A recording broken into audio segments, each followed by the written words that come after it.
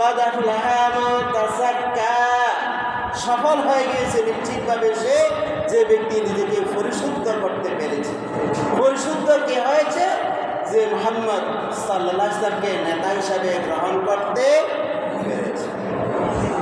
আমার আপনার নেতাকে বলেন, আমার নেতা তোমার নেতা বিশ্বনবী।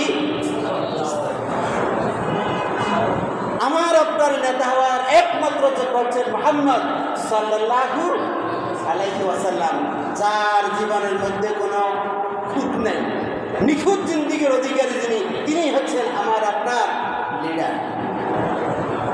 যার জীবনে খুঁত রয়েছে, যার জীবনে ত্রুটি রয়েছে, যার মধ্যে দুর্গন্ধ রয়েছে, তার কাছ থেকে আপনি কি নেবেন? এই জন্য যার কাছে সুগন্ধি রয়েছে তার সাথে চলা। রাসূল কারীম সাল্লাল্লাহু আলাইহি ওয়াসাল্লাম বলেছেন,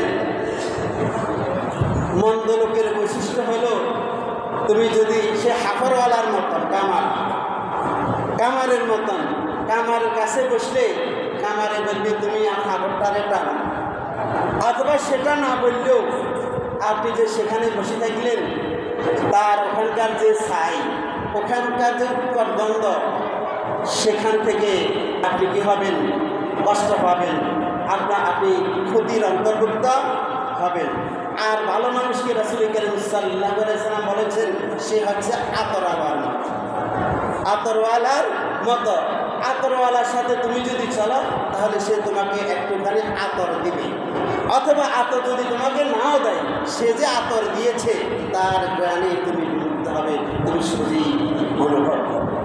সম্মানিত হাজিরিন, তাহলে বলছিলাম টাকার মধ্যে, পয়সার মধ্যে, বাড়ির মধ্যে, গাড়ির মধ্যে কোনো সফলতা নাই। সফলতা কিসের মধ্যে রয়েছে? তাকওয়ার মধ্যে রয়েছে। সফলতা রয়েছে মুহাম্মদ সাল্লাল্লাহু আলাইহি ওয়াসাল্লামের উম্মত হওয়ার